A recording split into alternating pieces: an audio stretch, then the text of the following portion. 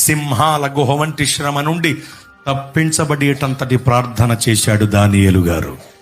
మనం కూడా చెయ్యాలి ఎడతెగక ప్రార్థన సాతాను కళ్ళకు పొగ వంటిది, వాడి పళ్ళకు పులుసు వంటిది. ప్రార్థన మనకు జీవం, మధుము మనలో కలుగు చేస్తున్న ఉజ్జీవం. ప్రార్థన మనకు వెన్నెముక లాంటిది. ప్రార్థన దేవుడు మనకు అనుగ్రహించిన బలమైన ఆయుధం.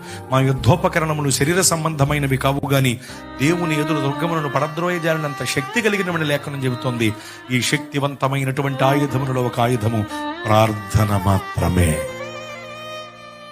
ప్రార్థన ఆయుధం మన ఊపిరిలో ఒక భాగం కావాలి.